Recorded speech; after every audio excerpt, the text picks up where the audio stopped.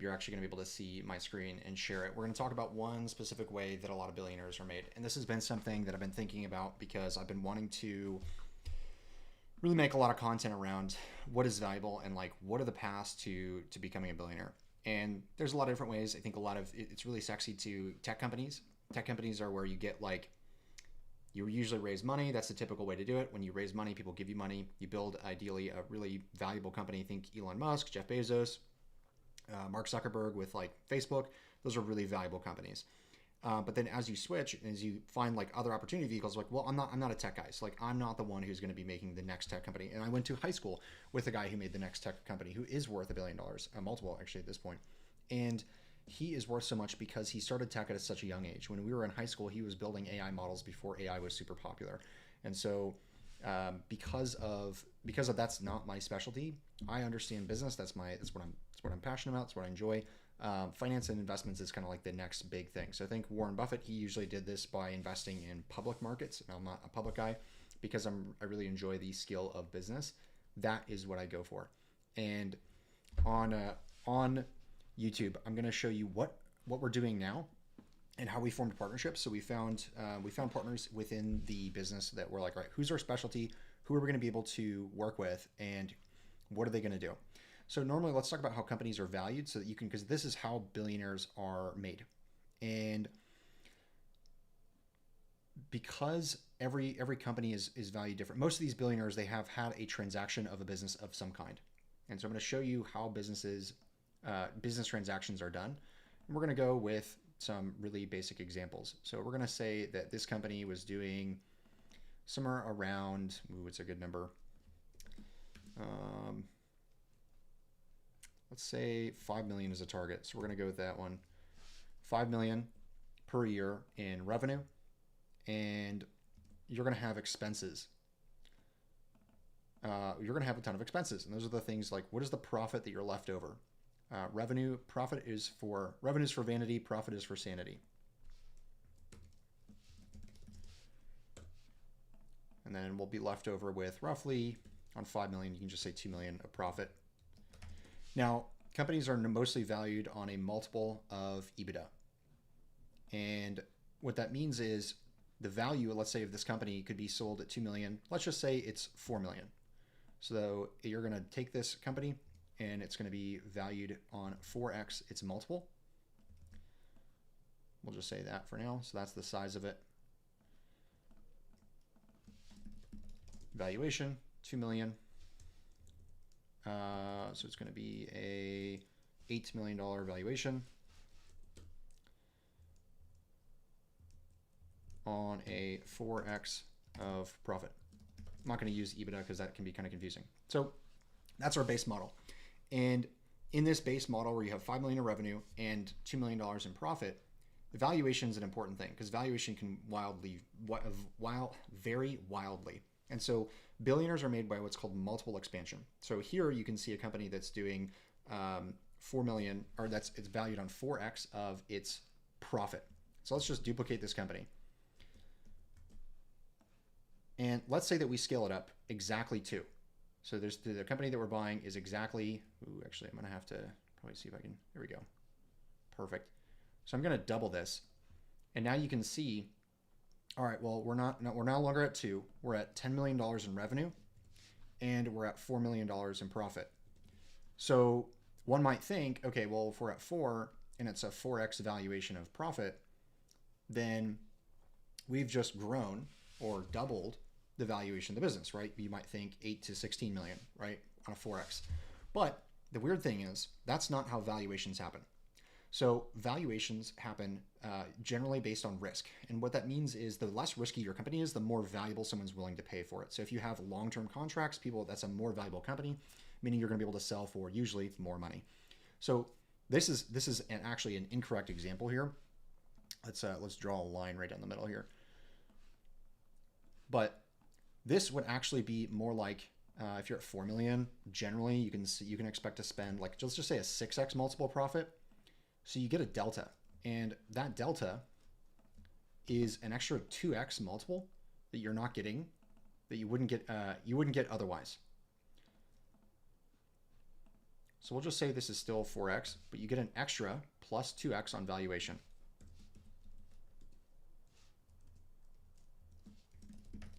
And so this is what's called multiple expansion.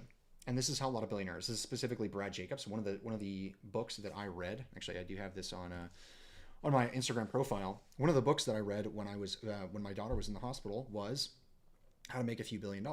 And that book was by Brad Jacobs. Brad Jacobs is the guy who did this. And so this odd thing happens when you put two companies. So let's say you have these two companies that you've just bought. This is company one. I'm going to just say company one, company two. Now let's say that there is scenario 3, and this third company, this third imaginary company, is now worth substantially more. So this is what we're doing right now with accounting firms. I don't mind sharing the industry because ideas are a dime a dozen, executions where people fail. And so what I'm doing is I'm stacking. We're just going to remove all the valuation here because the valuation is wildly different. But we're stacking 5 of these little companies on top of each other to create something that will trade at a multiple. So at a huge multiple. So we went from a very small company here to something that is worth substantially more than it was before on its own. So if you talk to these owners and you say, hey, we'd like to buy your company, we'll offer you $8 million for it. Let's just say it's $8 million. Actually, I know of a company recently that sold for $4 million that was doing like 1.25. Congratulations to you. He knows who he is. Great guy. And I was asking him, I said, hey, here's our strategy. Here we're doing a roll up in this space. When you put these companies together, the valuation gets bananas. And so instead of let's just say 4x valuation, you're probably going to get something, let's hear 1, 2, 3, 4, 5. So $10 million, you will probably get a multiple of, I want to say $10 million of profit. You're probably going to get somewhere around, I want to say an 8x multiple. Let's just keep it super simple and just say it's 10. It's not going to be 10, but that's roughly what it would be. $125 million. Oh, that's 10. You know what? That's actually way too high. I'm going to say that this is 8 because that's far too big. You can get a massive valuation boost. And so, hey, normally your company would get a 4x value. If you sold your company today, it would only be worth 4x. But if you sold your company to us, we could provide you a higher multiple, and then we'll just split the difference. So instead of getting a 4x multiple of your profit when you sell your company, you're now getting an 8x profit, but we split that 50-50. So that's one way that you could go out and buy them. Alternatively, you could just go out and say, hey, we're going to acquire these businesses without any, you could offer them a full buyout, or you could not do a buyout at all. So what that means is you are spending, you're paying either debt or equity. Equity just means that you have someone who, like, you have a pool of capital. So think funds. A fund is just a pool of capital that people put together. So, and then this pool is managed by a GP. GP stands for general partner. Oops, horrible P. And then LPs, limited partners, put money into that pool of capital. And usually you'll get multiple LPs. And then that pool of capital can go out and purchase these businesses. And so you're buying, so let's just say you buy here, you buy at a 4x, and then you sell to someone at an 8x. So that is multiple arbitrage. That's how billionaires are made. And what they do is they find, like, a lot of these companies. Brad Jacobs took, actually look at this up right now. Brad Jacobs bought about 500 different companies. So he did this 500 times. And of the 500 times that he's done this, he's just, so like, let's just say you do this once and you make $2 million on a flip. Every single time that you do this, you're making another $2 million, another $2 million. But are you changing anything about the company? Not really. You just have a really good integration plan. So integration plan just means that you're able to take this entire business and make it function together really well. So you have all of these businesses, instead of them being separate and crazy, they're all together now. That size did not turn out well, but hopefully that makes sense for you guys in terms of what a roll-up strategy looks like and the way that we're going to be doing a roll-up. They're very difficult, but when you pull them off, they can be quite rewarding. And I mean, there's I'd say the majority of billionaires that I've seen have been made by using some form of private equity. The ones that I focus on. So think BlackRock, which think of whatever you may of BlackRock. They're still a multi-billion. Actually, they're probably more than that. They're like a very large company. They made billions of dollars, and one of the founders is worth like $50 billion. Why? Because he just did something similar to this, financial engineering of some kind, and then got paid for that. They're very abstract. Sometimes they're very abstract because they're very difficult to understand. But once you understand those things, this is the path that people take to become billionaires. And obviously, it's not the only path. As you can see here, there's only 21% of people actually go through finance investments. So think private equity, hedge funds, venture capital, asset management, financial services. Those are all different ways that people become billionaires.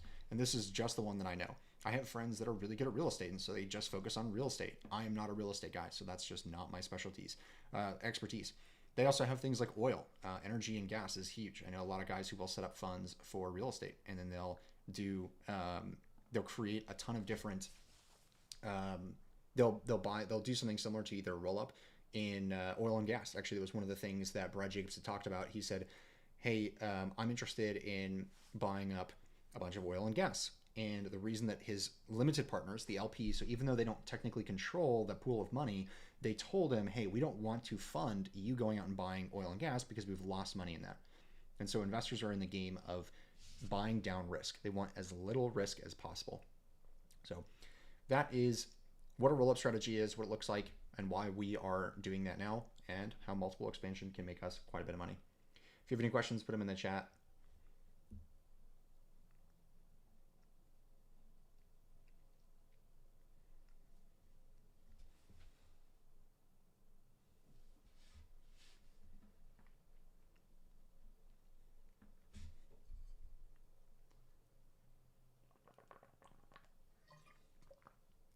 Alex, good to see you.